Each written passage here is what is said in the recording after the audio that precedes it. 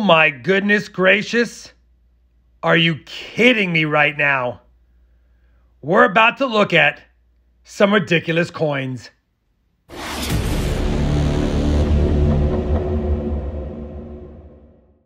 everyone, it's RobFindsTreasure. Welcome back to my channel. You're probably thinking, what is he going to show us today? Holy cow, I'm super excited. Recently, Larry over at Stack's Bowers Galleries asked if I wanted to take a look at the Millholland collection. They recently have set up for a spring auction, and I can't believe they allowed me to touch these coins. Man, basically, I am going to go ahead and give you guys a first look at some of these coins that were untouched by human hands for over 100 years. These coins sat in a custom-made cabinet from James Allaire Millholland, who was a numismatic collector, if you will, and he has quite the prize collection of proof dollar coins, from seated Liberty to trade dollars to Morgan dollars, you name it. This is just one of the videos I'm going to be showing you over a series of videos, thanks to Stack's Bowers Galleries allow me to do so. I will have links to Stack's Bowers Galleries YouTube channel down below. Feel free to check them out. They will be previewing numismatic rarities, as well as some other coins that maybe you like to collect as well. So, check out their channel if you can, but more importantly, prepare your eyes for this feast of $1 million or more worth of proof dollars.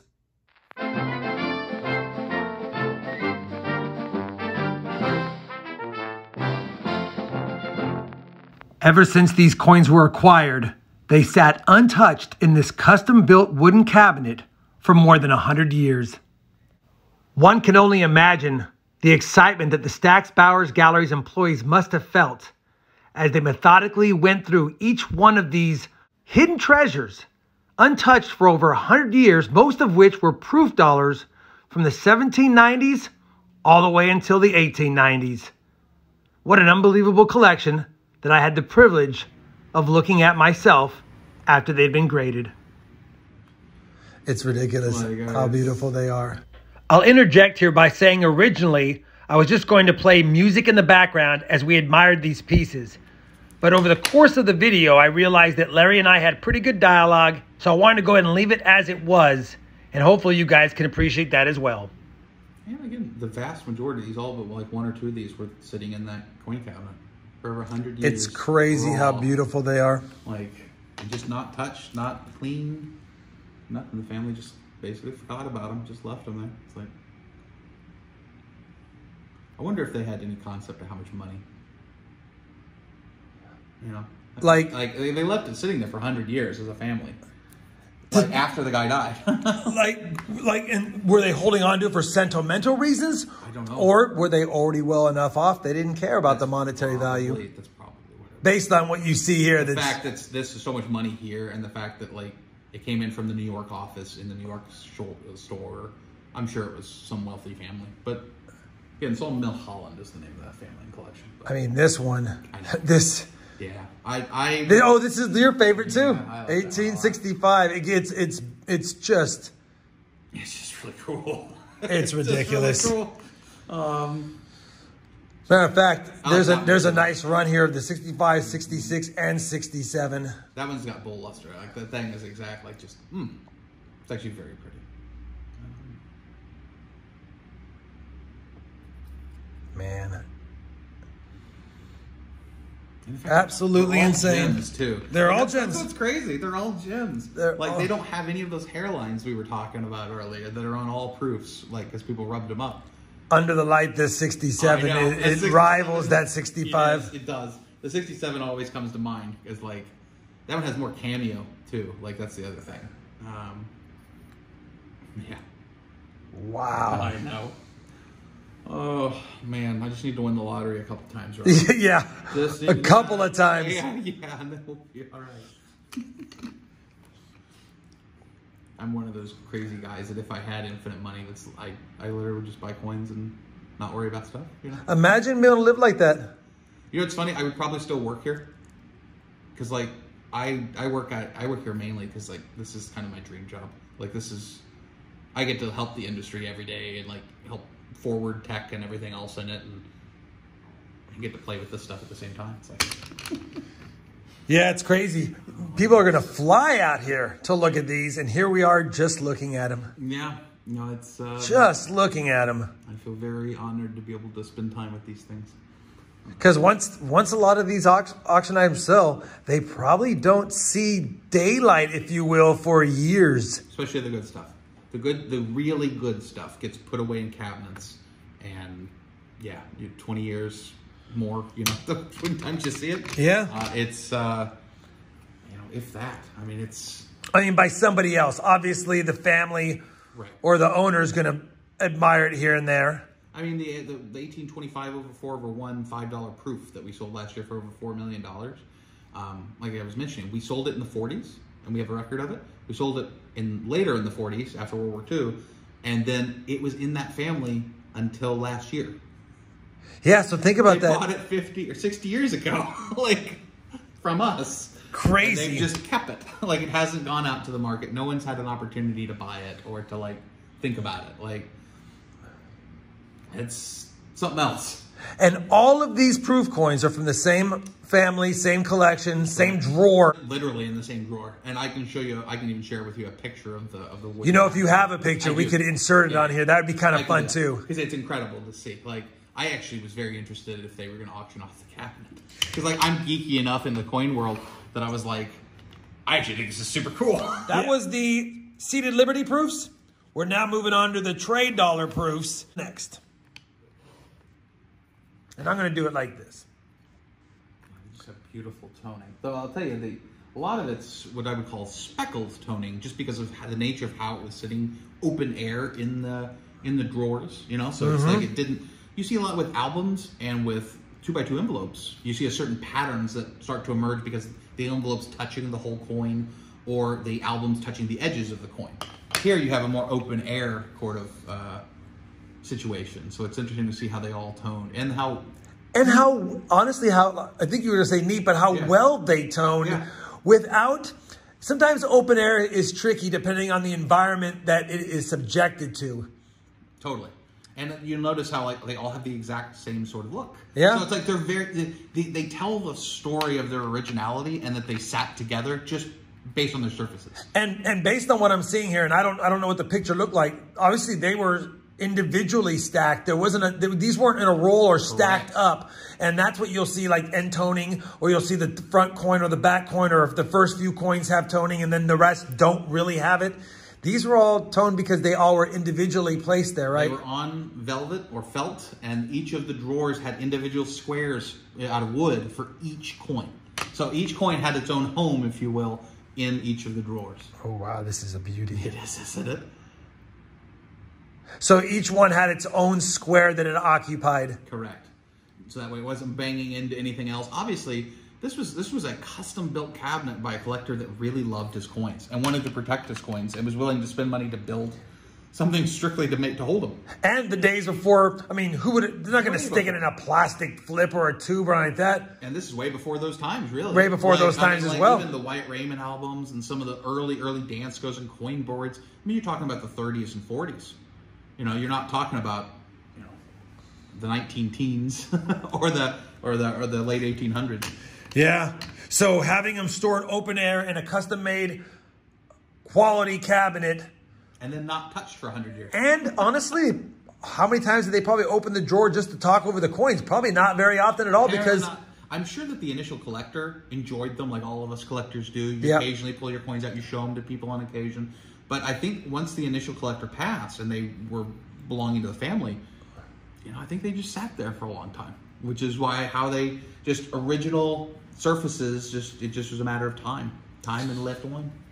I mean, some of these trade dollars are absolutely insane, just like the seated, and we haven't even gotten to the Morgan proofs coming up. It's just incredible, you know, because as you know, proofs now are common. They're super common. In fact, you buy a proof set from the United States Mint, the odds that it's going to go up in value are probably low because they make so many of them, because they're making them as a product. At this point, they were not making proofs as a product. They were making proofs on demand, or they were making proofs only in small amounts, on small numbers, and then people would go up and request them. Wow, that's a gorgeous coin. Yeah. You see that kind of bully look? It sits there and it just... Oh, man. When I see a beautiful proof, it looks like it is in a bowl. Like the way that the luster or the finish, the way the polish looks, it almost looks like there's more depth to a coin than there is. Why is it, you think? Why does it look like that to our eye? From my understanding, and I'm not a metallurgist or anything like that by any means, but my understanding is that when the coin is initially struck, it's struck with so much force that in that moment, the actual metal becomes liquid and flows into the die.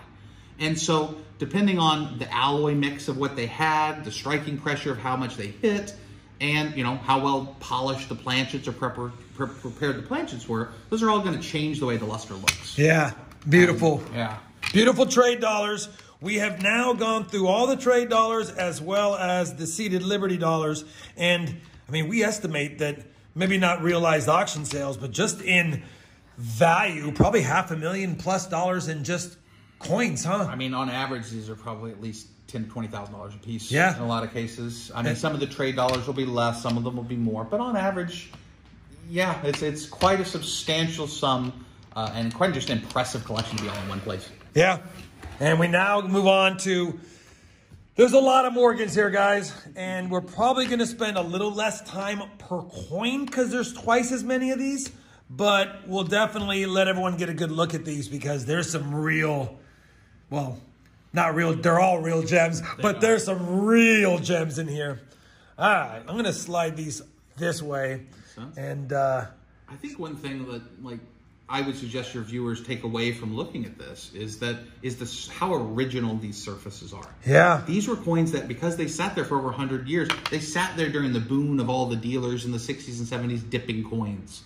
So these coins have never been dipped. They haven't been washed out. They haven't been messed with or cleaned or any conservation. They literally are how they were. And to see this level of original surfaces, I think is just important, because then next time you see nice original surfaces, your brain's going to go back to this and go, I remember what original surfaces look like. Or if you see clean surfaces, you're going to go, didn't look like those surfaces. And I'm tempted to literally spend so much time per coin and get a loop under here and a magnifier, but the reality is, I just want everyone to see. I'd rather show more of the coins as a collection, since it's from that same drawer. It's the same drawer. And let everyone appreciate how well someone took care and how well a family took care of these coins. And like you said, despite the urge possibly for some families to say, hey, let's cash these in, or let's take it to a dealer, and dealer says, you know what, you'll get more if we make it blast white and dip it. Yeah. They've left these as they should. Oh my goodness. As they should be. And there's a great reward in doing so. Correct. They're totally original. I always tell people that they're shocked sometimes when I tell them that cleaning coins is a bad thing.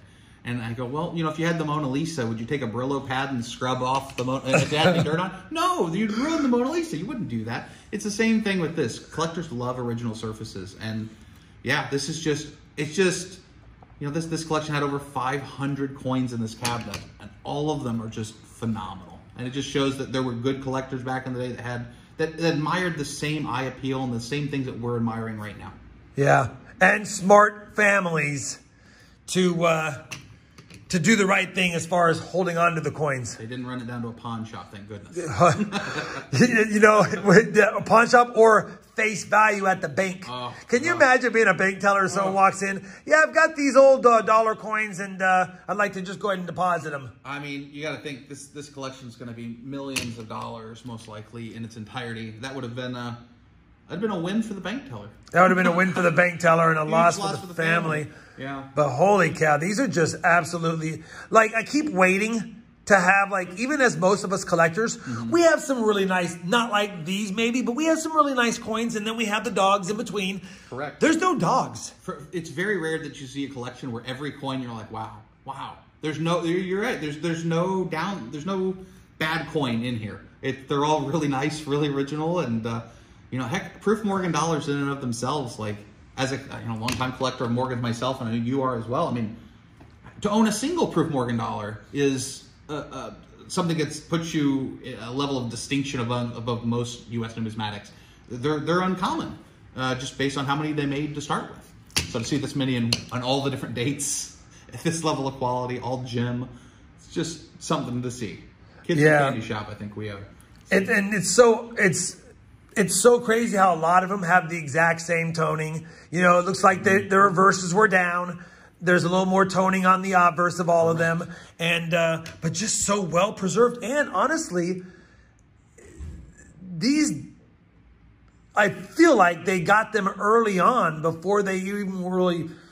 These didn't sit before the original owner. Mm-hmm. The original owner got them almost directly from the mint, it just feels like. Correct. And I don't know. I'd have to look at the research myself. We've done a little bit. And actually, we've got some great stories on the Millholland collection up on our website that go really into detail into where these coins came from, their history. But I wouldn't be surprised if the family did purchase a lot of these directly from the mint. And I think it's funny that I said the original owner got them. Well, yeah, the original, whoever it was, regardless whether it would be the original owner. You knew what I meant. They're going directly to the mint and saying, "Hey, please make me proof." Yeah, like, you know, straight from it. Yep. And like I said, I need to double check the story, but I just, as a numismatist, this is something that, even though I am so fortunate to see incredible coins walk through here all the time, this is something that I don't get to see very often. This is incredible. This is jaw-dropping to see this level of completeness, and all of them to have the same look and originality. It's just something else. And you know, we stopped at 1894, and this collection may or may not have had an 1895, but we do have a few 1895s as well. So I kind of set that up, Larry, to go ahead and bring up the fact that we have 3 1895 proof dollars, although none of these 3 are from the Millholland collection. But why is 1895 so spectacular and special?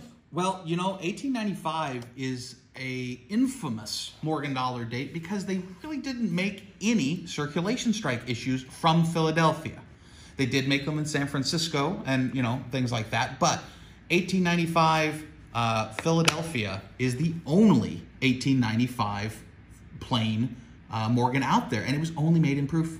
So if you're filling out the holes in your book and you want to have an 1895 plain, you have to buy the proof. And there was only 880 made, which, while in the scope of proof Morgan dollars, like what you just looked at in the previous video, many of those actually have a far less mintage. Right. In fact, some of them 500, some of them less than that, but they pale in comparison to the price that the 1895 will bring because of demand. People want to fill the holes out in their books, as you know from your coin hole. And the books actually put the dang hole there for it. They do. They put the hole, like, it's one of those ones that's like Elliot Ness, almost untouchable. And you said 880 minted, and if I recall, PCGS estimates there's only about 400 actually in surviving because some of them were circulated around. And as you can see here, you got 2 circulated ones. Circulated ones right there. One would argue that this is a beautiful. What'd you call this earlier? Circulated cameo. Circulated cameo. Beautiful surfaces. And I mean, to me, that holds up as well as a mint state coin, you know, nearly. It's just absolutely gorgeous. And like you said, with 400 in existence, and you have 3 of them. There's 3 of them right here. Unbelievable. In different states of preservation. So it's just a really neat issue that everyone wants and very few people get to see. And I think, Larry, it would do a disservice to show all of those proof Morgans from 1878 to 1894 and not include what is dubbed as the king of Morgan dollars. Of Morgans, the 1895 proof. I would agree. Great coins. These wonderful numismatic treasures with RobFindsTreasure. Yep. Thank you very much, sir. And we'll see you next time. Well, that's going to wrap it up for this video, guys. I know it was really long. And like I said, I do have other videos coming out that won't be as long as we take a look at more awesome coins from Stack's Bowers Galleries. And hopefully you'll enjoy them as much as I did when I spent my time there. Once again, please consider taking a look at Stack's Bowers Galleries YouTube channel. I'll have that pinned up here. And as always, everyone, happy hunting and thanks for watching.